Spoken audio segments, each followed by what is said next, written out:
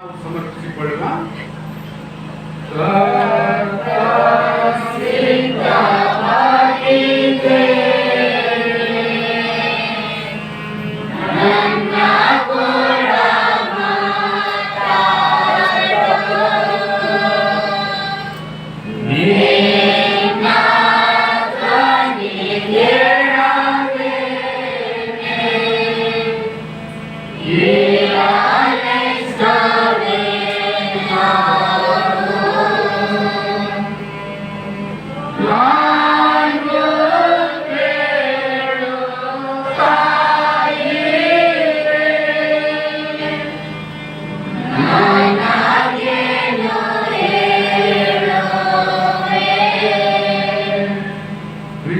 ತಂದೆಯಾದ ಯೇಸುವೆ, ನಮಗೆ ಏಕಾಗ್ರತೆಯನ್ನು ದಯಪಾಲಿಸು.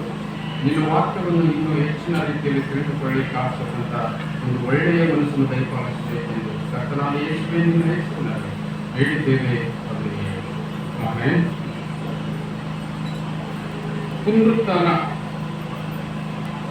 ಪುನರುತ್ಥಾನ ಅಂತಂದ್ರೆ ಇವತ್ತು ಯೇಸು ಕ್ರಿಸ್ತನು ಪುನರುತ್ಥಾನ ಹೊಂದಿರತಕ್ಕಂಥ ವಿಶೇಷವಾಗಿರ್ತಕ್ಕಂಥ ಒಂದು ದಿವಸ. ಮನುಷ್ಯನ ಜೀವನದಲ್ಲಿ ಇರ್ತಕ್ಕಂಥವು ಎರಡು ಘಟ್ಟಗಳು. ಯಾವ್ಯಾವು ತಮಗೆ ಗೊತ್ತಿರ್ಬೋದಲ್ಲ? ಒಂದು ಹುಟ್ಟು, ಸಾವು. ಪುನರುತ್ಥಾನ ಹೇಗಿತ್ತು ಪ್ರಶ್ನೆ ನಮಗೆ, ಹೌದಲ್ಲ? ಹುಟ್ಟು ಮತ್ತೆ ಸಾವು ಅಂತಕ್ಕಂಥದ್ದು ಇವೆರಡು ಘಟ್ಟಗಳು. ಇದರಲ್ಲಿ ಮನುಷ್ಯನಿಗೆ ಮಾತ್ರ ಇರ್ತಕ್ಕಂಥ ಎರಡು ಘಟ್ಟಗಳು. ಈ ಲೋಕದಲ್ಲಿ ಅನೇಕರು ದೇವರನ್ನು ಧರಿಸಿಕೊಂಡಿರ್ತಕ್ಕಂಥ ಮಹನೀಯರು ತಮ್ಮೆಲ್ಲರಿಗೆ ಗೊತ್ತಿದೆ, ಹೌದಲ್ಲ? ಯೇಸು ಕ್ರಿಸ್ತನ ಒಬ್ಬನೇ ದೇವರು ಅಂತೇಳಿ ನಾವು ತಿಳಿದುಕೊಂಡಿದ್ರೆ, ಹಿಂದೂಸ್ತಾನದ ಎಲ್ಲಾ ಧರ್ಮೀಯರು ಅನೇಕ ದೇವ ಮಾನವರು ಈ ಲೋಕದಲ್ಲಿ ಇದ್ದು ಅಂತೇಳಿ ಅವರು ಸಾರಿ ಹೇಳ್ತಾರೆ, ಹೌದಲ್ಲ? ಅವರಿಗೆ ಇರ್ತಕ್ಕಂಥದ್ದು ಯಾವ ಘಟ್ಟ? ಎರಡೇ ಘಟ್ಟ, ಒಂದು ಹುಟ್ಟು, ಇನ್ನೊಂದು ಸಾವು. ಆದರೆ ಆ ದೇವರುಗಳಿಗೂ ಈ ದೇವತಾ ಮನುಷ್ಯನಿಗೂ ಇರ್ತಕ್ಕಂಥ ವ್ಯತ್ಯಾಸ ಇಷ್ಟೇ, ಅವರು ಎರಡು ಘಟ್ಟಗಳನ್ನು ಹೊಂದಿದ್ರು, ಈತನು ಮೂರು ಘಟ್ಟಗಳನ್ನ ಹೊಂದಿದನು. ಈತನು ಹೊಂದಿರ್ತಕ್ಕಂಥ ಈ ಮೂರು ಘಟ್ಟಗಳು ಈ ಪ್ರಪಂಚದ ಯಾವ ದೇವ ಮಾನವ ದೇವತಾ ಮನುಷ್ಯ ಹೊಂದಲೇ ಇಲ್ಲ, ಹೌದಲ್ಲ?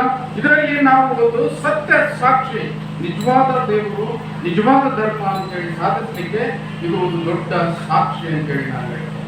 ಯಾಕೆಂತಂದ್ರೆ ಎಲ್ಲರೂ ಏನ್ ಮಾಡಿದ್ರು, ಹುಟ್ಟಿದ್ರು ಅಕಸ್ಮಾತ್ತಾಗಿ, ಆಮೇಲೆ ಅವರು ಸಾವು ಬಂದೇ ಬಂತು, ಅವರು ಸಮಾಜಕ್ಕೆ ಹೋಗ್ಬಿಟ್ರು, ಇನ್ನೂ ಇರ್ತಾರೆ.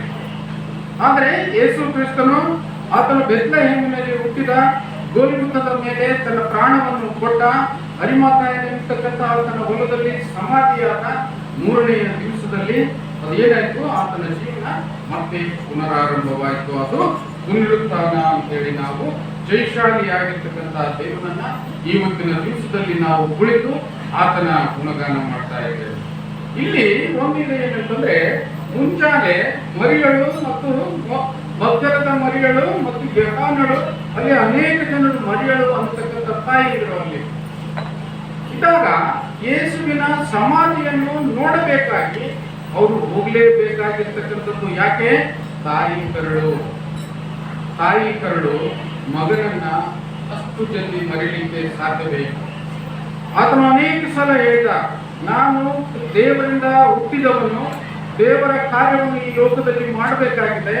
ಜನರು ನನ್ನನ್ನು ಹಿಂಸಿಸ್ತಾರೆ, ನನ್ನನ್ನು ಹೊಡಿತಾರೆ, ನನ್ನನ್ನು ಶಿಲ್ಪೆಗೆ ಹಾಕ್ತಾರೆ, ನನ್ನನ್ನು ಸಾಯಿಸ್ತಾರೆ, ಮತ್ತೆ ನಾನು ಮೂರನೇ ದಿವಸದಲ್ಲಿ ಎದ್ದೇಳ್ತೇನೆ ಅಂತಕ್ಕಂಥ ಮಾತನ್ನು ಅವರು ಮರ್ತೋದ್ರು. ಎಲ್ಲಿ ತನಕ ಕೇಳ್ತಿದ್ರೆ ಮಾತು? ಹುಟ್ಟಿದ್ದಾಯ್ತು, ಜೀವಿಸಿದ್ದಾಯ್ತು, ಎಲ್ಲ ಆತನು ಅದ್ಭುತ ಕಾರ್ಯಗಳನ್ನು ಮಾಡಿದ್ದಾಯ್ತು, ಅದನ್ನೆಲ್ಲ ಸ್ವೀಕರಿಸ್ತಾರೆ. ಅದೆಲ್ಲ ಅವರಿಗೆ ಜ್ಞಾಪಕ ಇರ್ತದೆ. ನಾನು ಮೂರನೇ ದಿವಸ ಎದ್ದೇಳ್ತಿನ ಮಾತು ತಾಯಿ ಹೇಳಿದ್ರೆ ಅದು ಜ್ಞಾಪಕ ಇರುತ್ತೆ. ಯಾಕೆ? ತಾಯಿ ಸಾವಿನ ಬಗ್ಗೆ ಎಂದೂ ಯೋಚನೆ ಮಾಡೋದಿಲ್ಲ, ತನ್ನ ಮಗ ಸಾಯಲಿ ಅಂತೇಳಿ ಎಂದೂ ಯೋಚನೆ ಮಾಡೋದಿಲ್ಲ, ಸತ್ತ ಮೇಲೆ ನಾನು ಈ ರೀತಿಯಿಂದ ಮಾಡ್ತೇನೆ ಅಂತ ಕೂಡ ನಾನು ಯೋಚನೆ ಮಾಡೋದಿಲ್ಲ.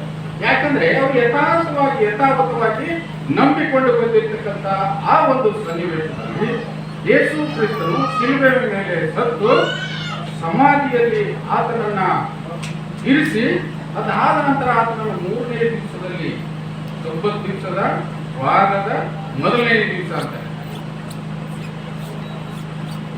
ವಾರದ ಮೊದಲನೇ ದಿವಸ ಯಾವ್ದಾಯ್ತು?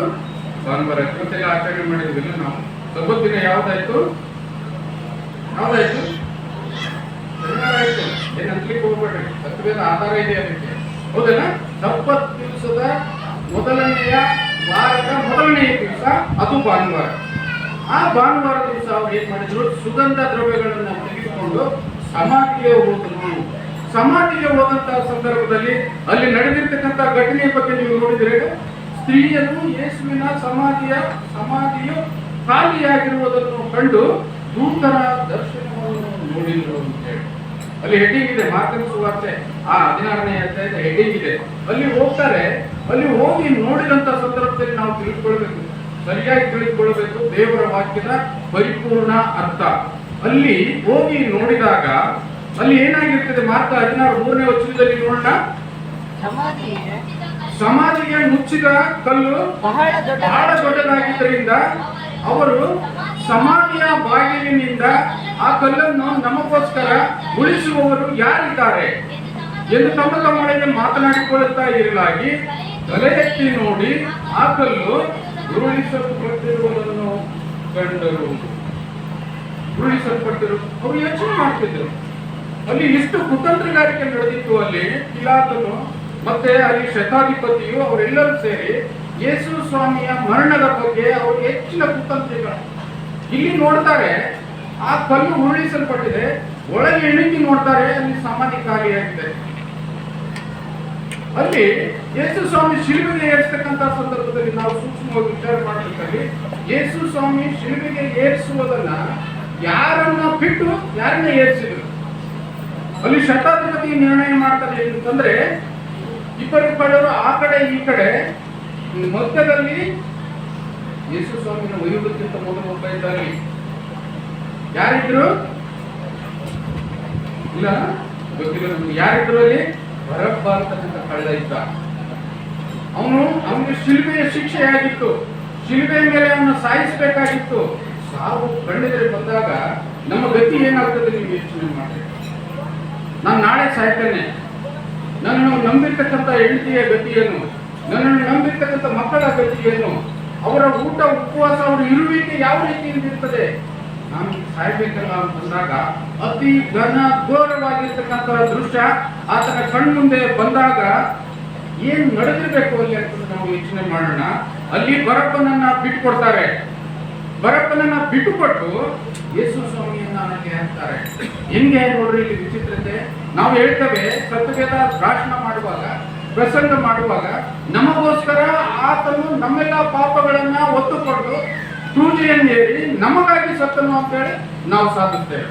ಇಲ್ಲಿ ಮರಿಯಳು, ಆತನ ತಾಯಿ ಮರಿಯಳು, ಅಲ್ಲಿ ಬಂದಿರ್ತಕ್ಕಂಥ ಎಲ್ಲಾ ಮರಿಗಳು ಬಂದು ಸಮಾಧಿ ಸಮೀಪಕ್ಕೆ ಹೋಗಿ ಅಲ್ಲಿ ನೋಡಿದಾಗ ಸಮಾಧಿ ಖಾಲಿ, ಅಲ್ಲಿ ಸಮಾಧಿಯಲ್ಲಿ ಇಲ್ಲ. ಅಲ್ಲಿ ಬರಪ್ಪನ ಏನ್ ಮಾಡ್ತಾನೆ, ನಾನು ಸಾಯತಕ್ಕಂತ ಶಿಲ್ಬೆಗೆ ಯಾರೋ ಸತ್ರಲ್ಲ, ಆತನನ್ನು ನೋಡ್ಲಿಕ್ಕೆ ಹೋಗ್ತಾನೆ. ಅಲ್ಲಿ ಶಿಲ್ಬೆ ಖಾಲಿ ಆಗಿರ್ತದೆ, ಹೌದಾ? ಅಲ್ಲಿ ಶಿಲ್ಬೆ ಖಾಲಿ ಆಯಿತು, ಇಲ್ಲಿ ಸಮಾಧಿ ಖಾಲಿ ಆಯಿತು, ಆತನಿಗೆ ಸುತ್ತಿರ್ತಕ್ಕಂಥ ಬಟ್ಟೆ ಕೂಡ ಖಾಲಿ ಆಯಿತು, ಹೌದಾ? ಇಷ್ಟು ನಾವು ಇರುವಂತಹ ಸಂದರ್ಭದಲ್ಲಿ ಅಲ್ಲಿ ಶಿಲ್ಬೆ ಖಾಲಿ ಆಯಿತು. ಹೊರಗೆ ಹೋಗಿ ನೋಡ್ತಾನೆ, ಅಲ್ಲಿ ಶಿಲ್ಬೆ ಮೇಲೆ ಯೇಸು ಸ್ವಾಮಿ ಇಲ್ಲ, ಅಲ್ಲಿ ಕಳೆದೋಗಿದ್ದಾನೆ ಯೇಸು ಸ್ವಾಮಿ. ಆ ಕಳೆದೋದ ಮನುಷ್ಯನನ್ನ ಹುಡುಕ್ಲಿಕ್ಕೆ ಇವರು ಸಮಾಧಿಗೆ ಬಂದಿದ್ದಾರೆ.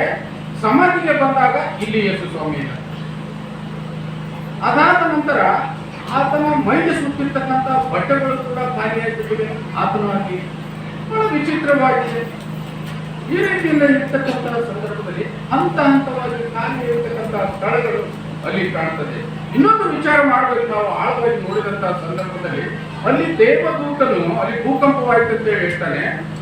ಆ ಭೂಕಂಪವಾದಾಗ ಮತ್ತೆ 28:2 ಆಗ ಮಹಾ ಭೂಕಂಪವಾಯಿತು. ಕರ್ತನ ದೂತನು ಆಕಾಶದಿಂದ ಇಳಿದು ಬಂದು ಆ ಕಲ್ಲನ್ನು ಬಾಗಿಲಿನಿಂದ ಉರುಳಿಸಿ ಅದರ ಮೇಲೆ ಕೂತುಕೊಂಡನು.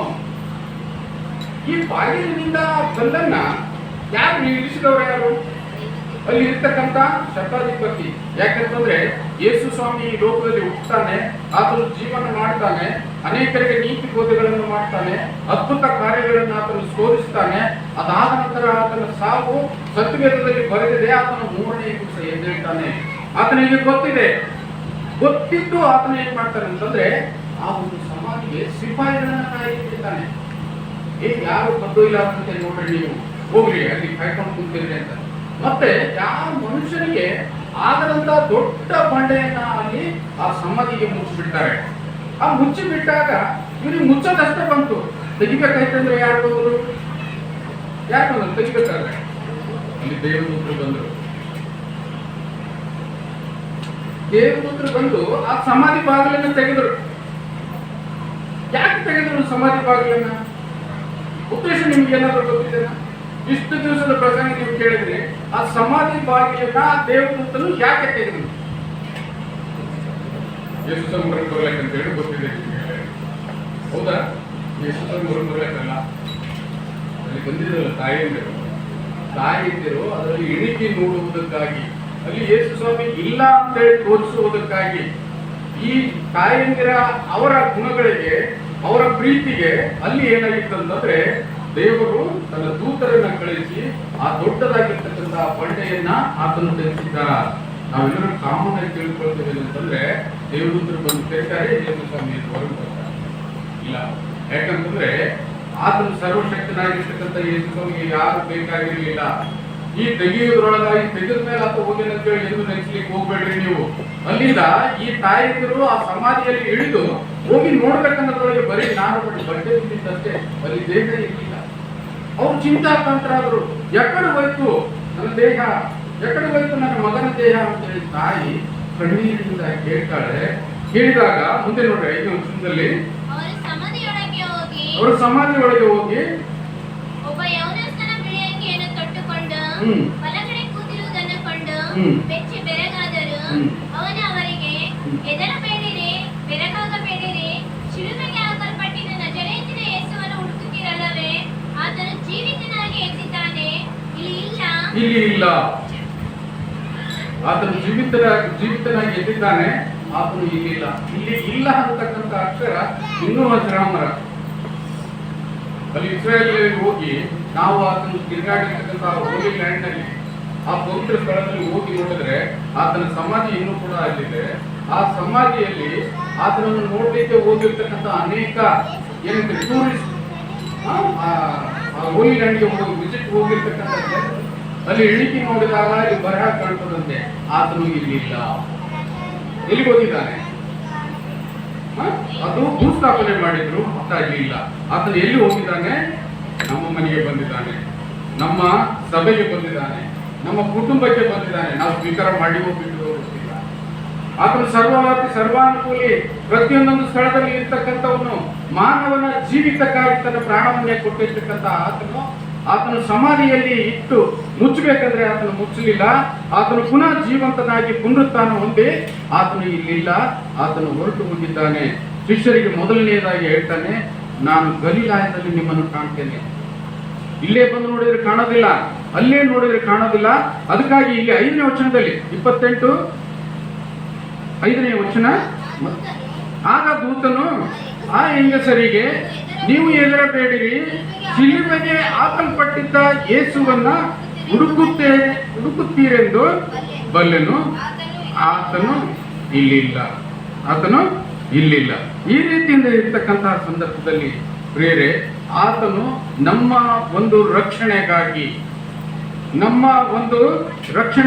ನಮ್ಮ ಮಾನವ ಕುಲಕೋಟಿಗೆ ಆತನ ಯೋಜನೆ ಏನಾಗಿತ್ತು? ತನ್ನ ಒಬ್ಬನೇ ಮಗನನ್ನು ಕೊಟ್ಟನು, ನಂಬುವ ಒಬ್ಬನಾದ್ರೂ ನಾಶವಾಗಬಾರ್ದಂತೆ. ನಾವು ಯಾರು ನಾಶವಾಗಬಾರ್ದು. ಯಾಕಂತಂದ್ರೆ ನೀನು ನಾನು ನಂಬಿರತಕ್ಕಂತ ಸ್ಥಿತಿಯಲ್ಲಿ ನಮ್ಮ ಧರ್ಮದ ಜೀವನ ಇಲ್ಲ. ಈ ಲೋಕದ ಮಾನವರಿಗೆ 2 ಘಟ್ಟ ಅಂತ ನಾನು ಹೇಳಿದ್ದೀನಿಲ್ಲ, ಆದ್ರೆ ನಮಗೆ 3 ಘಟ್ಟ ಇದೆ. ಯಾಕೆ? ನಾವು ನಂಬಿರ್ತಕ್ಕಂಥ ಕ್ರಿಸ್ತನು 3ನೇ ಘಟ್ಟದಿಂದ ಆತನು ಜಯಿಸಿ ಬಂದಿದ್ದಾನೆ. ಅದೇ ಪ್ರಕಾರವಾಗಿ ನಮಗೂ ಕೂಡ ಆ 3ನೇ ಘಟ್ಟ ನಮಗಿದೆ. ನಾವೆಂದೂ ಹೇಳಿಕ್ಕೆ ಹೋಗ್ಬೇಡದು, ಹುಟ್ಟು ಒಂದು ಸಾವು ಮುಗಿದೋಯ್ತು ಅಂತ ಹೇಳಿ ನೀವೆಂದೂ ತಿಳಿಲಿಕ್ಕೆ ಹೋಗ್ಬೇಡ್ರಿ. ಸತ್ಯವೇದವನ್ನು ಹರಿತಿರ್ತಕ್ಕಂಥ ಪ್ರತಿಯೊಬ್ಬೊಬ್ಬನು ಈ ಮರಣ ಅಂತಕ್ಕಂಥದ್ದು ನಾವೇನು ಹೇಳ್ತೀವಲ್ಲ, ಈ ಮರಣ ಅಂತಕ್ಕಂಥದ್ದು ಸಾವಿಗೆ ನಾವು ಹೋಲಿಸ್ತೇವೆ. ಆದ್ರೆ ಸತ್ಯವೇದ ಇನ್ನೊಂದು ಅರ್ಥನೇ ಹೇಳ್ತದೆ. ಆದಿಕಾಂಡ ಪುಸ್ತಕದಲ್ಲಿ ಹೇಳ್ತದೆ, ಆದಾಮ ಹವ್ವಳಿಗೆ ಹೇಳ್ತಾನೆ ಏನಂತಂದ್ರೆ, ನಾನು ಹೇಳಿರ್ತಕ್ಕಂಥ ನನ್ನ ಮಾತನ್ನು ನೀವು ಕೇಳದೆ ಹೋದ್ರೆ, ನನ್ನ ಮಾತಿಗೆ ನೀವು ವಿಧೇಯರಾಗದೆ ಹೋದ್ರೆ ನಾನು ಬೇಡವನ್ನ ಅಂದಿರ್ತಕ್ಕಂಥ ಹಣ್ಣನ್ನು ನೀವು ತಿಂದ್ರೆ ನೀವು ಸತ್ತೇ ಹೋಗುವಿರಿ ಅಂತ ಹೇಳಿ ಹೇಳ್ತಾರೆ. ಸತ್ತು ಹೋದ್ರ ಅವರು? ಹಣ್ಣು ತಿಂದ್ರಲ್ಲ, ಮತ್ತೆ ಸತ್ತು ಹೋದ್ರ? ಸಾಯ್ಲಿಲ್ಲ. ಅಂದ್ರೆ ಇದ್ರ ಅರ್ಥ ಏನು? ಸಾವು ಅಂತಂದ್ರೆ ಬೇರ್ಪಡಿಸುವಿಕೆ ಅಂತೇಳಿ ಅರ್ಥ. ದೇವರಿಂದ ನಮ್ಮನ್ನ ಬೇರ್ಪಡಿಸುವಿಕೆ ಅಂತೇಳಿ ಅರ್ಥ. ಅಲ್ಲಿ ಪಕ್ಕ ನಮ್ಗೆ ಅರ್ಥ ಆಗ್ತದೆ ಏನಂತಂದ್ರೆ, ಆದಾಮವರು ಏದೇನ್ ತೋಟದಲ್ಲಿ ಇದ್ದಂತಹ ಸಂದರ್ಭದಲ್ಲಿ ಆತನು ತನ್ನ ಸಂತೋಷಕ್ಕಾಗಿ ಆ 2 ಗೊಂಬೆಗಳನ್ನ ಮಾಡಿ ಅವಕ್ಕೆ ಶ್ವಾಸವನ್ನ ಕೊಟ್ಟು ತನ್ನ ಸಂತೋಷದಂತೆ ಆ ಒಂದು ತೋಟದಲ್ಲಿ ಜೀವಿಸುವಾಗ ಬಿಟ್ಟು ಅವರಿಗೆ ಒಂದು ನೀತಿ ನಿಯಮವನ್ನು ಹೇಳ್ತಾನೆ. ಏನಂತಂದ್ರೆ, ಎಲ್ಲಾ ಮರದ ಹಣ್ಣುಗಳನ್ನು ತಿಂದ್ರೆ ಈ ಮಧ್ಯದಲ್ಲಿರ್ತಕ್ಕಂಥ ಜೀವವೃಕ್ಷದ ಮರದ ಹಣ್ಣನ್ನು ನೀವು ತಿನ್ಬೇಡ್ರಿ, ಒಂದು ವೇಳೆ ನೀವು ತಿಂದ್ರೆ ಸತ್ತೇ ಹೋಗ್ತೀರಿ ಅಂತ ಹೇಳಿದ್ದ. ಹೌದಾ? 2ನೇ ಅಧ್ಯಾಯದಲ್ಲಿ, ಆದಿಕಾಂಡ 2ನೇ ಅಧ್ಯಾಯದಲ್ಲಿ ಸಿಗ್ತದೆ ನಮ್ಗೆ. 2ನೇ ಅಧ್ಯಾಯದಲ್ಲಿ ಸಿಕ್ಕಾಗ ನೀವು ಸತ್ತೇ ಹೋಗ್ತೀವಿ ಅಂತಂದಾಗ ಇವ್ರು ಏನ್ ಮಾಡಿದ್ರು? ಸೈತಾನನ ಶೋಧನೆಯ ಮುಖಾಂತರವಾಗಿ ಅವ್ರು ಏನ್ ಮಾಡಿದ್ರು? ಎಷ್ಟು ಚೆನ್ನಾಗಿದ್ದಿಲ್ಲ ಹಣ್ಣು ತಗೊಂಡ್ರು, ತಿಂದ್ರು. ಅವಳು ತಿಂದಳು, ಗಂಡನಿಗೆ ಕೊಟ್ಟಳು, ಇಬ್ರು ಕೂಡ ಪಾಪದಲ್ಲಿ ಬಿದ್ದು ಸತ್ತೋದ್ರ ಅವರು. ಆದ್ರೆ ದೇವರಿಂದ ದೂರ ಆದ್ರು. ದೇವರಿಂದ ದೂರ ಯಾವ ರೀತಿಯಿಂದ ಆದ್ರು? ಆವಾಗಲೇ ಶಾಪ ಕೊಟ್ಟ, ನೀವು ನನಗೆ ಯೋಗ್ಯರಲ್ಲ, ನೀವು ನಡೀರಿ ಹೊರಗೆ ಮೊದಲು ಅಂತ. ಆ ತೋಟವನ್ನು ಬಿಡಿಸಿ ಕಳಿಸ್ಬಿಟ್ಟ ಆ ಕಡೆಗೆ. ದುದ್ಲಿ ಸಲಿಕೆ ಅವ್ರಿಗೆ ಕೊಟ್ಬಿಟ್ಟ, ಹೋಗಂತಂದ, ಶಾಪ ಹಾಕಿಬಿಟ್ಟ. ದುಡ್ಡು ತಿನ್ಬೇಕಂತ ಗಂಡಸ ಮಗನಿಗೆ. ಅಂದ್ರೆ ಹೆರಿಗೆಯಲ್ಲಿ ನಿನಗೆ ಬಹು ಸಂಕಟ ಉಂಟಾಗಲಿ ಅಂತ ಹೇಳಿ ಹೆಣ್ಣು ಮಗಳಿಗೆ ಅಂದ. ಮಾತನಾಡ್ಲಿಕ್ಕೆ ಬಾರದಂತೆ ನಿನ್ನ ನಾಲಿಗೆ ಸಿಗಲಿ ಅಂತೇಳಿ ಆ ಶರ್ಪಗೆ ಶಾಪ ಕೊಟ್ಟ. ಅದು ಅಲ್ಲಿ ಮುಗಿದು. ಹೌದಲ್ಲ? ಯಾವ ರೀತಿಯಿಂದ ನಾವು ಆದಾಮ್ ಅವಳರ ಸಂತತಿಯಿಂದ ಮರಣವನ್ನು ಪಡೆದುಕೊಂಡಿದ್ದೇವೋ ಅದೇ ಪ್ರಕಾರವಾಗಿ ಅದೇ ಸಂತಾನದಲ್ಲಿ ಯೇಸು ಕ್ರಿಸ್ತನು ಈ ಲೋಕಕ್ಕೆ ಬಂದು ಪುನರುತ್ಥಾನ ಹೊಂದಿದ್ದಾರೆ. ಯಾಕಂತಂದ್ರೆ ಆದಾಮನ ನಂಬಿದ್ವಿ, ಆದಾಮನ ಸಂತಾನದವರು ನಾವು. ಆದಾಮನ ಸಂತಾನ ಶಾಪಕ್ಕೆ ಗುರಿ ಆಯ್ತು, ಅಲ್ಲಿ ಮರಣ ಆಯ್ತು, ನೀವು ಹುಟ್ಟಿರೋ ಬಿಡ್ತೀರಿ ಅಂತ ಹೇಳ್ತಿದ್ದೆ. ಅದು ಯಾವುದು ಹೇಳಿಲ್ಲ, ಹುಟ್ಟು ಸತ್ತೇ ಹೋಗ್ತೀರಿ ನೀವು ಅಂತೇಳಿ ನಾವು ತಿಳ್ಕೊಂಡ್ವಿ, ಜೀವನ ಮಾಡಿದ್ವಿ. ಅದಾದ ನಂತರ ಮುಂದೆ ನಮ್ಮ ಜೀವಿತ ಏನಾಯ್ತು ಅಂತಂದ್ರೆ ಪುನರುತ್ಥಾನದಲ್ಲಿ ಮತ್ತೆ ಚಿಗುರಿ ಹೋಯ್ತು. ಯಾಕಂತಂದ್ರೆ ನಮ್ಮನ್ನ ನಾವು ನಂಬಿರ್ತಕ್ಕಂಥ ಯೇಸು ಕ್ರಿಸ್ತನು ಶಿಲುಬೆಯ ಮೇಲೆ ಸತ್ತ ನಂತರ ಆತನು ಪುನಃ ತನ್ನ ಅದೇ ದೇಹಕ್ಕೆ ಜೀವ ತುಂಬಿಕೊಂಡು ಬಂದನಲ್ಲ, ಅದನ್ನ ನಾವು ನಂಬಿದಿವಲ್ಲ. ಅದಕ್ಕೆ ಆತನು ಹೇಳ್ತಾನೆ ಏನಂತಂದ್ರೆ, ಮುಂದೆ ವಾಕ್ಯಗಳಲ್ಲಿ ಆತನು ಹೇಳ್ತಾನೆ ಏನಂತಂದ್ರೆ, ಯೋಹಾನನ ಬರೆದ ಸುವಾರ್ತೆ 6ನೇ ಅಧ್ಯಾಯ 37. ನನ್ನ ಚಿತ್ತದಂತೆ ನಡೆಯುವುದಕ್ಕಾಗಿ ನಾನು ಬಂದಿಲ್ಲ, ನನ್ನನ್ನು ಕಳುಹಿಸಿದಾತನ ಚಿತ್ತವನ್ನೇ ನೆರವೇರಿಸುವುದಕ್ಕೆ ಪರಲೋಕದಿಂದ ಬಂದೆನು. ನನ್ನನ್ನು ಕಳುಹಿಸಿದಾತನ ಚಿತ್ತವು ಏನೆಂದರೆ, ಆತನು ನನಗೆ ಕೊಟ್ಟವರಲ್ಲಿ ಒಬ್ಬನಾದರೂ ನಾನು ಕೆಡಗೊಳಿಸದೆ. ಹೌದು, ಯೇಸು ಕ್ರಿಸ್ತನಿಗೆ ದೇವರು ನಮ್ಮೆಲ್ಲರನ್ನು ಕೊಟ್ಬಿಟ್ಟು ಆತನಿಗೆ ಒಂದು ಜವಾಬ್ದಾರಿ ಕೊಟ್ಟಿದ್ದಾರೆ. ಇದ್ರಾಗ ಯಾರು ಕೆಟ್ಟು ಹೋಗ್ಬಾರ್ದು, ಇವ್ರು ಯಾರು ದುರ್ಮಾರ್ಗಿಗಳಾಗಬಾರ್ದು, ಇವ್ರು ಯಾರು ಪಾಪಿಗಳಾಗಬಾರ್ದು ಅಂತಕ್ಕಂಥ ಜವಾಬ್ದಾರಿ ಆತನಿಗೆ ಕೊಟ್ಟಿದ್ದಾನೆ ಅಂತೇಳಿ ಸತ್ಯವೇದ ಸಾಕ್ಷಿ ಹೇಳ್ತದೆ. ಇಲ್ಲಿ 39ನೇ ವಚನದಲ್ಲಿ ಕೆಟ್ಟವರಲ್ಲಿ ಒಬ್ಬನನ್ನು ನಾನು ಕೆಡಗೊಳಿಸದೆ ಅವನನ್ನು ಕಡೇ ದಿನದಲ್ಲಿ ಎಬ್ಬಿಸಬೇಕೆಂದು ಮಗನನ್ನು ನೋಡಿ ಆತನನ್ನು ನಂಬುವ ಪ್ರತಿಯೊಬ್ಬನಿಗೆ ನಿತ್ಯ ಜೀವ ಸಿಕ್ಕಬೇಕೆಂಬುದೇ ನನ್ನ ತಂದೆಯ ಚಿತ್ತವಾಗಿದೆ ಮತ್ತು ಕಡೇ ದಿನದಲ್ಲಿ ಅವನನ್ನು ಎಬ್ಬಿಸಬೇಕು ಎಂದು ಹೇಳಿದರು. ಅಲ್ಲಿ ಕೂಡ ನಮಗೆ ನಿರೀಕ್ಷೆ ಇಟ್ಟಿದ್ದಾರೆ. ನಾವು ಸಾಯ್ತಾ ಇದ್ದಾರೆ, ನಮಗೆ ಸಮಾಧಿ ಮಾಡ್ತಾರೆ, ಅದು ಅಲ್ಲಿಗೆ ಅಂತೆ ಎಂದು ಆಗುತ್ತೆ.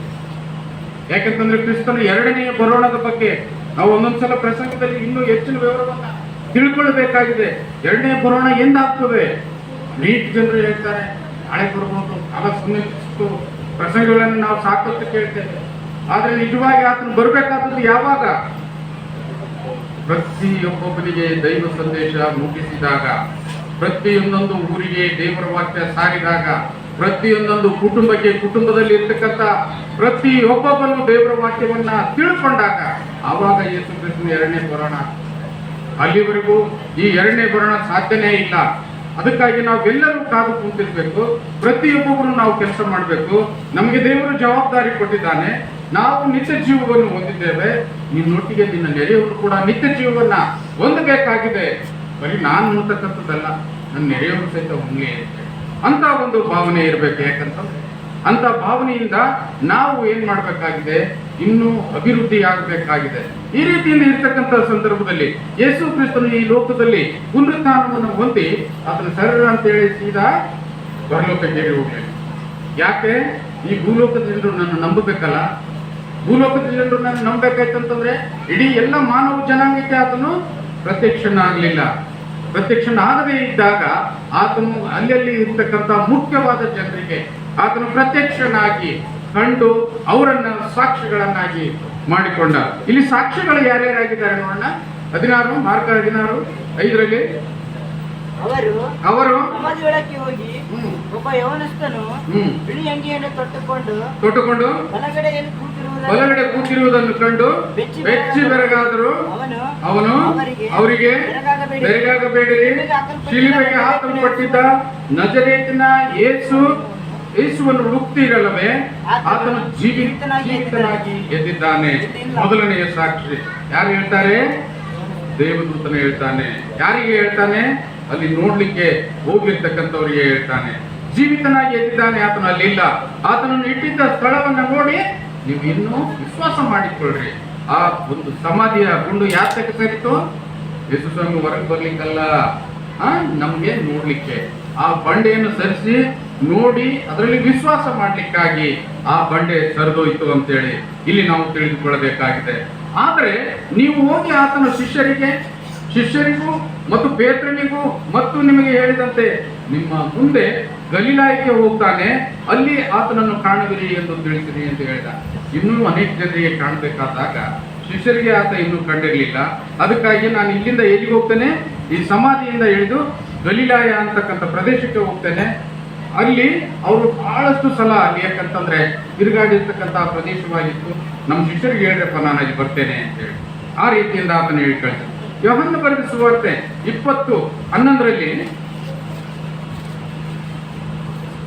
ಅಲ್ಲಿ ಕೂಡ ಒಂದು ಸಾಕ್ಷಿ. ಆದರೆ ಮರಿಯಳು ಹೊರಗೆ ಸಮಾಧಿಯ ಬಳಿಯಲ್ಲಿ ಅಳುತ್ತಾ ನಿಂತಿದ್ದಳು. ಹೀಗೆ ಆಕೆ ಅಳುತ್ತಿರುವಾಗ ಸಮಾಧಿಯೊಳಕ್ಕೆ ಬಗ್ಗಿ ನೋಡಲು ಯೇಸುವಿನ ದೇಹ ಇಟ್ಟಿದ್ದ ಸ್ಥಳದಲ್ಲಿ ಬೆಳ್ಳಗಿರುವ ವಸ್ತ್ರಗಳನ್ನು ಹೊತ್ತುಕೊಂಡ ಇಬ್ಬರು ದೇವದೂತರನ್ನ ಕಂಡಳು. ಅವರಲ್ಲಿ ಒಬ್ಬನು ತಲೆ ಇದ್ದ ಕಡೆ, ಇನ್ನೊಬ್ಬನು ಕಾಲಿದ್ದ ಕಡೆ ಒಬ್ಬನು ಕುಳಿತಿದ್ದ. ಯಾರು ನೋಡಿದ್ರು? ಯೇಸುವಿನ ತಾಯಿ ಮರಿಯಳು ಆ ದೇವದೂತರನ್ನ ನೋಡಿದ್ರು.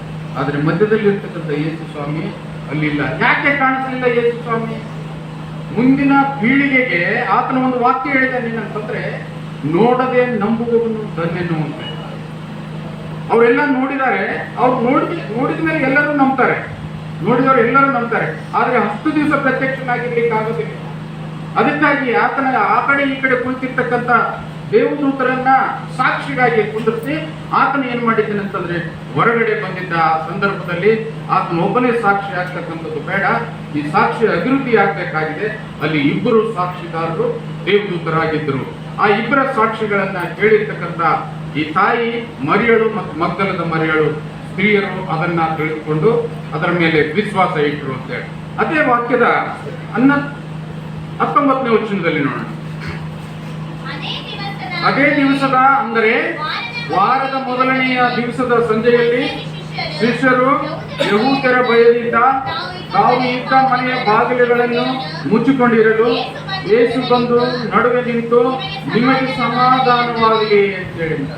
ಯೇಸು ಸ್ವಾಮಿಯ ಶಿಲುಬೆಗೆ ಹಾಕಿದಾಗ ಆತನು ಸತ್ತು ಹೋದಾಗ ಆತನನ್ನು ಹಿಂಬಾಲಿಸ್ತಕ್ಕಂಥ ಜನರು ಭಯಭೀತರಾಗಿದ್ದರು. ಇನ್ನೇನ್ ಮಾಡೋಣಪ್ಪ, ನಮ್ಮ ನಾಯಕನ್ನೇ ಒಡೆದು ಸಾಯಿಸ್ಬೇಕು, ಈಗ ನಾಯಕ ನಮ್ಮ ಹತ್ರ ಇಲ್ಲ, ನಮ್ಮ ಮುಂದಿನ ಗತಿ ಏನು ಅಂತಂದಾಗ ಅನೇಕ ಜನರು ಶಿಷ್ಯರಲ್ಲಿ ಬೆಸ್ತರಾಗಿತ್ತು. ಅವರು ತಮ್ಮ ಬಲಿಗಳನ್ನು ಮತ್ತೆ ಹಿಡ್ಕೊಂಡು ಹೋಗ್ಲಿಕ್ಕೆ ಹೋಗುತ್ತೆ. ಆದ್ರೂ ಕೂಡ ಇನ್ನು ಬಲಿ ಬಿಚ್ಚಬೇಕಾಯ್ತಂತಂದ್ರೂ ಕೂಡ ಇವರು ಯೇಸುವಿನ ಸಾಯಿಸಿರ್ತಕ್ಕಂಥ ಜನರು ಯಹೂದ್ಯರು ನಮ್ಮನ್ನು ಬಿಡೋದಿಲ್ಲ ಅಂತೇಳಿ ಏನ್ ಮಾಡ್ತಿದ್ರು ಅಂತಂದ್ರೆ ಕದ್ದು ಮುಚ್ಚಿ ಭಯಭೀತರಾಗಿ ಎಲ್ಲೋ ಅಡಗಿಕೊಳ್ತಾರೆ. ದೇವರಿಗೆ ಗೊತ್ತಾಯ್ತು ಇವರು ಭಯಭೀತರಾಗಿದ್ದಾರೆ, ನಾನು ಗಲಿಲಾಯಕ್ಕೆ ಬಾರಂದೆ ಇವ್ರು ಬರಂಗ್ ಕಾಣೋದಿಲ್ಲ. ಹಂಗ ಯೋಚನೆ ಮಾಡಿ ಆದ್ರೆ ಏನ್ ಮಾಡಿದ್ರು ಅಂತಂದ್ರೆ ಶಿಷ್ಯರು ಕುಳಿತಿರ್ತಕ್ಕಂಥ ಆ ಒಂದು ಕೋಣೆಯಲ್ಲಿ ನೇರವಾಗಿ ಇಳಿದು ನಿಮಗೆ ಸಮಾಧಾನವಾಗಲಿ. ಯಾಕಂತಂದ್ರೆ ಇವ್ರು ದೆವ್ವ ಯಾವುದು ದೇವ್ರು ಯಾವುದು ಅಂತ ಹೇಳಿ ಬರ್ತಾರೆ. ಜ್ಞಾನಿಗೆ ಯೇಸು ಸ್ವಾಮಿ ನೀರಿನ ಮೇಲೆ ನಡುಕ್ ಬರ್ತಿತ್ತಂತಂದ್ರೆ ಇಲ್ಲೊಬ್ಬ ಶಿಷ್ಯ ಅಂತಿದ್ದ ದೆವ್ವ ಹೊಂಟಿದೆ ಅಂತ ಹೇಳಿ ಯೋಚನೆ ಮಾಡ್ತಾರೆ. ಯಾಕೆಂತಂದ್ರೆ ಅಷ್ಟೇ ಮನುಷ್ಯರ ಬುದ್ಧಿನೇ ಇತ್ತು. ಅದಕ್ಕಾಗಿ ಆತನ ಏನ್ ಮಾಡಿದ ಅಂತಂದ್ರೆ ಮೊದಲನೇದಾಗಿ ಇವ್ರು ಅಂಜಬಾರದು ಅಂತೇಳಿ ನಿಮಗೆ ಸಮಾಧಾನವಾಗಿ ನೀವು ಭಯ ಭೀತಿ ಒಳಗಾಗಬೇಡ್ರಿ, ನೀವು ಅಂದಲಕ್ಕೆ ಹೋಗ್ಬೇಡ್ರಿ, ನೀವು ಭಯದಿಂದ ಅಂಜಿ ಕೂತ್ಕೋಬೇಡ್ರಿ ಅಂತೇಳಿ ಆತನ ಏನಂತ ಮೊದಲನೇದಾಗಿ ನಿಮಗೆ ಸಮಾಧಾನವಾಗಿ ಅಂತೇಳಿ ನೇರವಾಗಿ ಬಂದು ಶಿಷ್ಯರು ಕುಳಿತಿರ್ತಕ್ಕಂತಹ ಕೋಣೆಯಲ್ಲಿ ಅವರಿಗೆ ದರ್ಶನ ಕೊಟ್ಟ. 21ನೇ ವಚನದಲ್ಲಿ ಯೇಸು ಅವರಿಗೆ ನಿಮಗೆ ಸಮಾಧಾನವಾಗಲಿ ಎಂದು ತಿರುಗಿ ಹೇಳಿ, ತಂದೆ ನನ್ನನ್ನು ಕಳಿಸಿಕೊಟ್ಟ ಹಾಗೆ ನಾನು ನಿಮ್ಮನ್ನು ಕಳಿಸಿಕೊಡುತ್ತೇನೆ ಅಂದನು. ಇದನ್ನು ಹೇಳಿ ಅವರ ಮೇಲೆ ಊದಿ ಅವರಿಗೆ ಪವಿತ್ರಾತ್ಮನ ವರವನ್ನ ತಕ್ಕೊಳ್ರಿ ಅಂತ ಹೇಳಿ ಅಲ್ಲಿಂದ ತಂದೆ ಯೇಸು ಕ್ರಿಸ್ತನನ್ನ ಈ ಭೂಲೋಕಕ್ಕೆ ನರಾವತಾರವನ್ನಕ್ಕೆ ಕಳಿಸಿದ. ಈಗ ಆತನ ಏನ್ ಮಾಡಬೇಕಾಗಿದೆ? ತನ್ನ ಶಿಷ್ಯರನ್ನ ಸುವಾರ್ತೆ ಸಾರಲಿಕ್ಕೆ ಕಳಿಸಬೇಕಾಗಿದೆ. ನೀವು ಭಯದಿಂದ ಕೂತ್ಕೊಳ್ಳಿಕ್ಕೆ ಹೋಗ್ಬೇಡ್ರಿ, ಇನ್ನು ಸಮಯ ಇಲ್ಲ. ಯಾಕಂತಂದ್ರೆ ಪ್ರತಿಯೊಬ್ಬೊಬ್ಬನಿಗೆ ವಾರ್ತೆ ಹೇಳ್ಬೇಕಾಗಿ, ವಾರ್ತೆ ಎಲ್ಲ ಇದು ಹೇಳ್ಬೇಕಾಗಿರ್ತಕ್ಕಂಥದ್ದು ಸುವಾರ್ತೆ. ಹೌದಲ್ಲ? ವಾರ್ತೆ ಎಲ್ಲರೂ ಕೇಳ್ತೀವಲ್ಲ, ನಾವು ವಾರ್ತೆ ಎಲ್ಲರೂ ಕೇಳ್ತೀವಿ. ಇಲ್ಲಿ ಆಕ್ಸಿಡೆಂಟ್ ಆಯ್ತು, ಅಲ್ಲಿ ಆಕ್ಸಿಡೆಂಟ್ ಆಯ್ತು, ಅಲ್ಲಿ ರೈಲ್ವೆ ಆಕ್ಸಿಡೆಂಟ್ ಆಯ್ತು, ಇವೆಲ್ಲ ವಾರ್ತೆಗಳಿವೆಲ್ಲ. ಆದ್ರೆ ಇದು ಜೀವವನ್ನು ಉಳಿಸ್ತಕ್ಕಂಥ ಸುವಾರ್ತೆ. ಇದು ಈ ಸುವಾರ್ತೆ ಹೇಳ್ಬೇಕಾಗಿದೆ. ಶಿಷ್ಯರೇ, ನೀವು ಈ ರೀತಿಯಿಂದ ಕುಂದ್ರಬೇಡ್ರಿ, ಯೇಸು ದೇವರು ನನಗೆ ಯಾವ ರೀತಿಯಿಂದ ಇಲ್ಲಿ ಕಳಿಸಿದನೋ ಅದೇ ಪ್ರಕಾರವಾಗಿ ನಾನು ನಿಮ್ಮ ನೆರೆ ಊರುಗಳಿಗೆ ನೀವು ಹೋಗ್ರಿ, ಈ ಸತ್ಯ ಸಂದೇಶವನ್ನ ಸಾರ್ರಿ. ಲೋಕದಲ್ಲಿ ಯೇಸು ಕ್ರಿಸ್ತ ನೆಮ್ಮತಕ್ಕಂಥವನು ನಿಮ್ಮ ಜೊತೆಗಾಗಿ ಇದ್ದಾನೆ, ನಿಮಗಾಗಿ ಪ್ರಾಣವನ್ನು ಈಡುಕೊಟ್ಟಿರ್ತಕ್ಕಂಥವನು, ನಿಮ್ಮೆಲ್ಲರ ಪಾಪಗಳನ್ನು ಬಿಡಿಸುವುದಕ್ಕಾಗಿ ಕ್ರೂಚಿತನಾಗಿರ್ತಕ್ಕಂಥವನಿದ್ದಾನೆ ಅಂತೇಳಿ ಈ ಸಂದೇಶವನ್ನ ಸಾರಲಿಕ್ಕೆ ಹೋಗ್ರಿ ಅಂತೇಳಿ ಅವ್ರನ್ನೆಲ್ಲ ಕಳಿಸ್ತಾನೆ. 21ನೇ ವಚನದಲ್ಲಿ ನಾವು ನೋಡೋಣ. ಯೇಸು ಅವರಿಗೆ ನಿಮಗೆ ಸಮಾಧಾನವಾಗಲಿ ಎಂದು ತಿರುಗಿ ಹೇಳಿ ತಂದೆ ನನ್ನನ್ನು ಕಳಿಸಿಕೊಟ್ಟ ಪ್ರಕಾರ 22ನೇ ವಚನದಲ್ಲಿ ಒಂದು ಸ್ಪಷ್ಟವಾಗಿ ಗಮನಿಸಬೇಕು.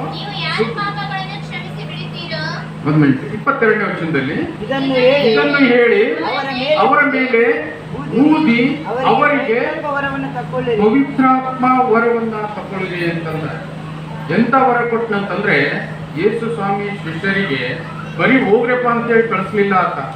ಅವ್ರಿಗೆ ಏನ್ ಮಾಡಿಲ್ಲ ಅಂದ್ರೆ, ಈಗ ಮಾಡ್ತಾರಲ್ಲ, ಈಗ ಕಾಫಿ ಮಾಡ್ತಾರೆ ನೋಡ್ರಿ, ಅನೇಕರು ಯಾರಾದ್ರೂ ಕಾಲು ಬಟ್ಟೆ ಹಾಕೊಂಡ್ ಬಂದಿದ್ರು, ಕೂದಲ ಎಣ್ಣೆಯಲ್ಲಿ ಕಟ್ಟಿಬಿಟ್ಟಿರ್ತಾರೆ, ಅವ್ರ ಗಡ್ಡ ಮಿಸೆ ಹೊರಟೊಟ್ಟಾಗಿರ್ತದೆ, ಯಾವುದೋ ಒಂದು ಬೂದಿ ಇಟ್ಕೊಂಡಿರ್ತಾರೆ. ಯಾರು ದುರ್ಬಲ ಹೃದಯದವರು ಮನುಷ್ಯರುಗಳವ್ರು ಇರ್ತಾರೆ ನೋಡೋ, ಅವ್ರ ಮುಂದೆ ಆ ಬೂದಿ ತಗೊಂಡು ಅಂತೇಳಿ ಬೂದಿ ಬಿಡ್ತಾರೆ. ಹೌದಲ್ಲ? ಇದು ಕಾಫಿ. ಯಾಕಂತಂದ್ರೆ ಬಹು ಕಾಲದ ಹಿಂದೆ ಯೇಸು ಕ್ರಿಸ್ತನು ಆ ರೀತಿಯಿಂದ ಆ ಗಾಳಿಯೋಪಾದಿಯಲ್ಲಿ ತನ್ನ ಶಿಷ್ಯರಿಗೆ ಕೊಟ್ಟಿರ್ತಕ್ಕಂಥ ಪವಿತ್ರ ಆತ್ಮ, ಆ ಪವಿತ್ರ ಆತ್ಮವನ್ನು ಅವರಿಗೆ ಕೊಟ್ಟು ಏನ್ ಮಾಡಿದ? ಹೋಗ್ರಿ, ನೀವು ಸುವಾರ್ತೆ ಸಾರ್ರಿ. ನೀವು ಯಾರನ್ನ ಮುಟ್ತೀರಿ, ನೀವು ಯಾರನ್ನ ಕಾಯಿಲೆ ಇದ್ದವ್ರಿಗೆ ಮುಟ್ತಿರೋ, ನೀವು ಕುರುಡರಿಗೆ ಮುಟ್ತಿರೋ, ನೀವು ಕುಂಡ್ರಿಗೆ ಮುಟ್ತಿರೋ, ಯಾರಿಗೆ ಮುಟ್ತೀರಿ ಅಂತಂದ್ರೆ ಇಲ್ಲಿ ಅದ್ಭುತ ಕಾರ್ಯ ನಡೆದಿ ಅಂತ ಹೇಳಿ ತನ್ನಲ್ಲಿರ್ತಕ್ಕಂಥ ಶಕ್ತಿಯನ್ನು ತನ್ನ ಶಿಷ್ಯರಿಗೆ ಕೊಟ್ಟು ಅವರನ್ನ ಕಳಿಸ್ತಾನೆ. 23ನೇ ವಚನಕ್ಕೆ ಹೋಗೋಣ. ನೀವು ಯಾರ ಪಾಪಗಳನ್ನು ಕ್ಷಮಿಸಿ ಬಿಡುತ್ತೀರೋ ಅವರಿಗೆ ಅವುಗಳ ಕ್ಷಮಾಪಣೆಯಾಗುತ್ತದೆ. ಯಾರ ಪಾಪಗಳನ್ನು ಕ್ಷಮಿಸದೆ ಉಳಿಸುತ್ತೀರೋ ಅವರಿಗೆ ಅವುಗಳು ಅಂತ ಅದ್ಭುತವಾಗಿರ್ತಕ್ಕಂಥ ಇಂಥ ಒಂದು ವರ ಯಾರು ಇಲ್ಲಿವರೆಗೂ ಕೊಟ್ಟಿದ್ದಿಲ್ಲ ಕೇಳ್ತೀವಿ. ಹೋಗ್ರಿ, ನೀವು ಯಾರ ಕೈ ಮೇಲೆ, ಯಾರ ತಲೆ ಮೇಲೆ ಕೈ ಇಡ್ತೀರಿ ಅಂತಂದಾಗ ಅವ್ರಿಗೆ ಇರ್ತಕ್ಕಂಥ ನೋವೆಲ್ಲ ನೀವು ಶಮನವಾಗ್ತದೆ. ಅವ್ರು ಮಾಡಿರ್ತಕ್ಕಂಥ ಪಾಪಗಳು ಕೂಡ ಕ್ಷಮಾಪಣೆಯಾಗಿ ಬಿಡ್ತದೆ. ನೀವಂದ್ರೆ ಇಲ್ಲ, ನೀವು ಅಂದಿಲ್ಲ ಅಂತಂದ್ರೆ, ಈಗ ನೋಡ್ರಿ, ಪ್ರತಿಯೊಬ್ಬೊಬ್ಬರು ನಿಮ್ಮನ್ನ ಆಧಾರದಿಂದ ಸ್ವೀಕಾರ ಮಾಡೋದಿಲ್ಲ. ಯಾರೇ ಗುರುಗಳಾಗಲ್ಲ, ಒಳಗೊಂದು ಹೊರಗೊಂದು ಇರ್ತದೆ. ಈ ಸಮಾಜ, ಈ ದೈವತ್ವ ನಮ್ಮನ್ನ ಆ ರೀತಿಯಿಂದ ನಡೆಸ್ತದೆ. ಗುರುಗಳನ್ನು ಕರ್ಕೊಂಡು ಗೌರವಿಸ್ಬೇಕಂತೇಳಿ ಹೊರತೋರಿಕೆ ಮನಸ್ಸು ಅಂದ್ರೆ, ಒಳಗೆ ಹೋದಾಗ ಏನ್ ಮಾಡ್ಬೇಕು ಏನಿಲ್ಲ, ಮನೇಲಿ ಒಂದಿದ್ರು ಒಂದಿಲ್ಲ ಅಂತೇಳಿ ಒಳ ಮನಸ್ಸು ಅಂತಿರ್ತದೆ. ಅಂತ ಸಂದರ್ಭದಲ್ಲಿ ನಾವು ಮಾಡ್ತಕ್ಕಂಥ ಕೆಟ್ಟ ಯೋಚನೆಗಳು ಇಡೀ ಸಮಾಜದಲ್ಲಿ ಬಹಳಷ್ಟು ಜನ. ಯಾರನ್ನ ನೀವು ಕೋಪಗೊಂಡು ಅವರನ್ನ ಅಷ್ಟೇ ಬಿಡ್ತೀರಿ, ಅವ್ರ ಪಾಪ ಕ್ಷಮಾಪಣೆ ಆಗುತ್ತೆ. ಯಾರನ್ನ ನೀವು ಕನಿಕರಿಸಿ ಅವರನ್ನ ಸಂಭ್ರಮಿಸ್ತೀರೋ, ಅವರನ್ನ ಪ್ರಾರ್ಥನೆ ಮಾಡ್ತಿರೋ, ಅವ್ರು ಮಾಡಿರ್ತಕ್ಕಂಥ ಪಾಪಗಳೆಲ್ಲ ಪರಿಹಾರ ಆಗ್ತದೆ ಅಂತೇಳಿ ಅಲ್ಲಿ ಹೇಳ್ತಾನೆ. ಕೊನೆಯದಾಗಿ ನಾವು 21ನೇ ವಚನದಲ್ಲ ಅದನ್ನು ಓದಿ ಮುಂದೆ ಆಡುವ. 21ನೇ ವಚನದಲ್ಲಿ 29, ಯೇಸು ಅವನಿಗೆ ನೀನು ನನ್ನನ್ನ ನೋಡಿದ್ದರಿಂದ ನಂಬಿದಿ, ನೋಡದೆ ನಂಬಿದವರು ಧನ್ಯರು ಅಂತ ಹೇಳಿ. ನಾವೆಲ್ಲ ಅದೇ ಜಾತಿಗೆ ಬರ್ತೇವೆ. ನಾವು ಯಾರನ್ನ, ಯೇಸು ದೇವರನ್ನ ನಾವು ಯಾರು ನೋಡ್ಲಿ, ಯಾರು ನೋಡಿ ನಮ್ಮ ಕಲ್ಪನೆ ಇರ್ಬೋದಷ್ಟೇ, ನಾವು ನೋಡ್ತಕ್ಕಂಥ ಚಿತ್ರ ಇರ್ಬೋದಷ್ಟೇ. ಯೇಸು ಸ್ವಾಮಿ ಹಂಗೆ ಇದ್ದೀನಪ್ಪ ಅಂತ ಹೇಳಿ ಯಾಕೆ ಅದಕ್ಕೆ ಆಧಾರ ಇಲ್ಲ. ಅದಕ್ಕಾಗಿ ನಾವು ನಿಮಗೆ ಯಾವಾಗಲೂ ಹೇಳ್ತೇವೆ, ಯೇಸು ಸ್ವಾಮಿ ಫೋಟೋ ಹಾಕೋದಕ್ಕಿಂತ ನಿಮಗೆ ಸತ್ಯ ಸಾಕ್ಷಿಯಾಗಿರ್ತಕ್ಕಂಥ ಒಂದು ವಾಕ್ಯವನ್ನ ನೀವು ಗೋಡೆ ಮೇಲೆ ಬರೀರಿ, ಅದು ದೇವರ ಗೊತ್ತಾಗ್ತದೆ ನಿಮಗೆ. ಆದಿಯಲ್ಲಿ ವಾಕ್ಯವಿತ್ತು, ಆ ವಾಕ್ಯವು ದೇವರಾಗಿತ್ತು. ಅದಕ್ಕೆ ರೂಪ ಇಲ್ಲ, ಅದು ಸತ್ಯ. ಇದು ಯೇಸು ಸ್ವಾಮಿ ಅಂತೇಳಿ ನಾವು ಯಾವುದೋ ಒಂದು ಫೋಟೋ ಹಿಡ್ಕೊಂಡು ಕೂತಿದ್ದೀವಲ್ಲ, ಅದು ರೂಪ ಇದೆ, ಅದಕ್ಕೆ ಸ್ವಲ್ಪ ಅನುಮಾನ. ದೇವರನ್ನ ನಂಬ್ರಿ ಬೇಡ ಅಂತ ಅನ್ನೋದಿಲ್ಲ, ಆದರೆ ಅದಕ್ಕಿಂತ ಪೂರ್ವವಾಗಿರ್ತಕ್ಕಂಥದ್ದು ಆದಿಯಲ್ಲಿ ವಾಕ್ಯವಿತ್ತು, ಆ ವಾಕ್ಯವು ದೇವರಾಗಿತ್ತು, ಆ ವಾಕ್ಯವೆಂಬುವನು ನರಾವತಾರವನ್ನೆತ್ತಿ ಯೇಸು ಸ್ವಾಮಿ ಆಗಿತ್ತು. ಹೌದಲ್ಲ? ಅದಕ್ಕಾಗಿ ನಾವು ಯಾರು ದೇವರನ್ನು ನೋಡಿಲ್ಲ, ನಾವು ಯಾರನ್ನು ನೋಡದೇ ಇರ್ತಕ್ಕಂಥ ಸಂದರ್ಭದಲ್ಲಿ ಇವತ್ತು ಶಾಸ್ತ್ರಗಳು ಹೇಳ್ತಕ್ಕಂಥ ಪ್ರಸಂಗದಿಂದ ನಾವು ವಿಶ್ವಾಸ ಇಟ್ಟಿದ್ದೇವೆ. ಸತ್ಯವೇದದಲ್ಲಿ ಇರ್ತಕ್ಕಂಥ ಸಾಕ್ಷ್ಯಗಳನ್ನ ಗಮನಿಸಿ ನಾವು ನಂಬಿಕೊಂಡಿದ್ದೇವೆ. ನಮ್ಮ ತಂದೆ ಮುತ್ತಾತರು ಹೇಳಿರ್ತಕ್ಕಂಥ ಆ ದೈವ ವಾಕ್ಯಗಳನ್ನ ಕೇಳಿ ಅದರಲ್ಲಿ ಸ್ಥಿರವಾಗಿ ನಿಂತಿದ್ದೇವೆ. ಅದಕ್ಕಾಗಿ ನಮಗೆ ಈ 29ನೇ ವಾಕ್ಯ ಅನ್ವಯಿಸ್ತದೆ ಏನಂತಂದ್ರೆ, ನೀವು ನನ್ನನ್ನು ನೋಡಿದ್ರಿಂದ ನಂಬಿದ್ದು ಯಾರಿಗೆ ಹೇಳ್ತದೆ ಅಂತಂದ್ರೆ ಪೇತ್ರನಿಗೆ ಹೇಳ್ತಾನೆ. ಎಲ್ಲ ಅಲ್ಲಿ ಇರ್ತಕ್ಕಂಥ ಶಿಷ್ಯರಲ್ಲಿ ಒಬ್ಬೊಬ್ಬರ ಹತ್ರ ಒಂದೊಂದು ಗುಣ. ಒಬ್ಬೊಬ್ರ ಎಷ್ಟು ಸಮಯ ಹೊಂಟೋಗ್ಬಿಟ್ಟು ನಾವು ಇನ್ನು ಮೀನ್ ಹಿಡ್ಲಿಕ್ಕೆ ಹೋಗೋಣ ಅಂತೇಳಿ ಒಬ್ಬನು ಹೋದ್ರೆ, ಇನ್ನೊಬ್ಬನು ತನ್ನ ಕೆಲ್ಸಕ್ಕೆ ತಾನು ಹೋಗ್ಬಿಟ್ಟಿರ್ತಾನೆ, ಇನ್ನೊಬ್ಬನು ಹಗ್ಗ ತಗೊಂಡು ಉರ್ಲೈಕಲ್ಲಕ್ಕೆ ಹೋಗಿರ್ತಾನೆ. ಯಾಕಂತಂದ್ರೆ ಎಲ್ಲರೂ ಯೇಸು ಸ್ವಾಮಿ ಸುತ್ತಮುತ್ತ ಕೇಡು ಗಂಡಾಂತರಗಳು ಸತ್ಯವೇ ಯೇಸು ಸ್ವಾಮಿಯ ಸುತ್ತಮುತ್ತ ಯಾವಾಗಲೂ ಸುತ್ತಾಡ್ತಿದ್ರು. ಅಂತದ್ರ ಮತ್ತೆ ಆತನ ಇರ್ತಿದ್ದ. ಅಂತ ಸಂದರ್ಭದಲ್ಲಿ ಪೇತ್ರನಿಗೆ ಅಂತ ಈಗಾದ್ರೂ ನಂಬಿಕೆ ಇಲ್ಲಪ್ಪ, ನನಗೇನು ಬರ. ಯಾಕಂತಂದ್ರೆ ದೇವರಿಗೆ ದೆವ್ವ ಅಂತಿರ್ತಕ್ಕಂಥ ಆ ಪೇತ್ರನಿಗೆ ನೀರಿನ ಮೇಲೆ ನಡೆದು ಬರ್ತಕ್ಕಂಥ ಸಂದರ್ಭದಲ್ಲಿ ಆತನು ಮೃತ್ಯುಂಜಯನಾಗಿ ಪುನರುತ್ಥಾನ ಹೊಂದಿ ಶಿಷ್ಯರು ತಮ್ಮ ಹೊಟ್ಟೆಗಿಲ್ಲದೆ ಹಸಿದು ಪರಿತಪಿಸ್ತಕ್ಕಂಥ ಸಂದರ್ಭದಲ್ಲಿ ಮೀನು ಹಿಡ್ಲಿಕ್ಕೆ ಹೋಗ್ತಾರೆ, ಮೀನು ಸಿಗೋದಿಲ್ಲ. ಸಿಗಲಾರದಂತ ಪರಿಸ್ಥಿತಿಯಲ್ಲಿ ಸಹಾಯ ಮಾಡೋಣ ಅಂತ ಹೇಳಿ ಆತನ ಅಲ್ಲಿಂದ ನಡೆದು ಬರ್ತಕ್ಕಂಥ ಸಂದರ್ಭದಲ್ಲಿ ವೃತ್ತಿಯನ್ನು ಬೆಳೆದು ಬರ್ತದೆ ನೋಡಪ್ಪ, ಗೋಲಿ ಇದ್ರು ದೇವ್ರ ಬಗ್ಗೆ ತಟ್ಟದ ಪರಿಜ್ಞಾನ ಇಲ್ಲ, ಮತ್ತೆ ಕಾಸು ಶಿಷ್ಯ. ಆ ಸಂದರ್ಭದಲ್ಲಿ ಕೊನೆಯಲ್ಲಿ ಆತನ ಪ್ರತ್ಯಕ್ಷನಾದಾಗ ಆ ಭೂಮಿಯಲ್ಲಿ ಇಳಿದಾಗ ಈಗಾದ್ರೂ ನಂಬಿಕೆ ಇಲ್ಲ ಅಂತಂದ್ರೆ ಆತನ ಕೈಗಳ ಗಾಯಗಳನ್ನು ತೋರಿಸ್ತಾನೆ. ಪಕ್ಕಿಗೆ ಚುಚ್ಚಿದ ಗಾಯ 3 ದಿನ ಮೈಲಿಕ್ಕೆ ಸಾಧನ, ಕೈ ಹೊಡೆದಿರ್ತಕ್ಕಂಥ ಮಳೆಗಳಿಗೆ 3 ದಿನ ಮೈಲಿಕ್ಕೆ ಸಾಧನ ಇಲ್ಲ. ನೋಡು ಒಬ್ಬತ್ರ ನೋಡು ನನ್ನ ಕೈ ಯಾಕಂದ್ರೆ ಇನ್ನೂ ಬರೋದಿಲ್ಲ. ಅದಕ್ಕಾಗಿ ಆ ಕೈ ಮುಟ್ತಾನೆ, ಆಗ್ತಾನೆ, ಆ ಬೆರಳು ಆಗ್ತಾನೆ, ಆ ಗಾಯದಲ್ಲಿ ಬೆರಳು ಹಾಕಿದಾಗ ಹೆಂಗಾಗ್ತದೆ ನೋಡ್ರಿ, ಗಾಯದ ಮೇಲೆ ಬರಿ ಹೇಳಿದೆ. ಅಂತ ಸಂದರ್ಭದಲ್ಲಿ ನಿನಗೆ ಇಷ್ಟು ಇದ್ದಾದ್ರೂ ಕೂಡ ನೋಡು, ಆದ್ರೆ ನಂಬಲಾರ್ದು ಇರಬೇಡ. ನೀನು ನಾನೇ ನಿಜವಾದ ಯೇಸು ಕ್ರಿಸ್ತ, ನಾನೇ ಇದ್ದೀನಿ. ಒಂದು ವೇಳೆ ನೀನೇ ನಂಬಲಾರ್ದು ಹೋದ್ರೆ ಮುಂದಿನ ಪೀಳಿಗೆ ಹೆಂಗೆ ನಂಬ್ತದೆ ಅಂತಕ್ಕಂಥ ವಿಚಾರ ಅಲ್ಲಿದ್ದಾಗ ಅದಕ್ಕಾಗಿ ಆತನ ಹೇಳ್ತಾನೆ ಅಂತಂದ್ರೆ, ನೋಡದೆ ನಂಬತಕ್ಕಂಥವ್ರು ಅವರು ಧನ್ಯರು, ನಾವೆಲ್ಲವನ್ನು ಹೊಂದಿದ್ದೇವೆ.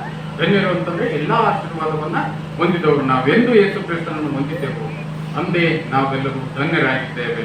ದೇವರು ನಿಮ್ಮನ್ನು ಆಶೀರ್ವದಿಸಲಿ. ಇಷ್ಟೊತ್ತು ಬೇಸರ ಇದೆ, ಬೇಸರ ಆಗಿದೆ ಬಹಳಷ್ಟು ಜನರಿಗೆ, ಹೋಗಲ್ಲ. ಆದ್ರೂ ಕೂಡ ಬೇಗನೆ ಮುಗಿದಿದೆ ನಮ್ಮ ಆಲಯ. 4 ತನಕ ಇತ್ತು ನಮ್ಮ ಟಾರ್ಗೆಟ್. ಏನ್ ಮಾಡಿದ್ರು ಮುಂದೆ ಹೋಗ್ಬೋದು, ಅಲ್ಲಿಗೆ ನಿಂತ್ಬಿಟ್ಟರು. 3 ಗಂಟೆ ಆಯಿತು. ಬೇಸರಕ್ಕೆ ಅಂತ ಕುಳಿತು ಕೇಳಿರ್ತಕ್ಕಂಥ ತಮ್ಮೆಲ್ಲರನ್ನು ಪುನಃ ನಾನು ನೀಡುತ್ತೇನೆ. ದೇವರು ಕೊಟ್ಟಿರ್ತಕ್ಕಂಥ ಆಸಕ್ತಿ ದೇವರು ನಿಮ್ಮನ್ನ ಮೆಚ್ಚಲಿ ಅಂತ ಹೇಳಿರ್ತೇನೆ. ನಾವೆಲ್ಲರೂ ಈಗ ಎದ್ದು ನಿಂತ್ಕೊಳ್ಳೋಣ. ಕಾಣಿಕೆ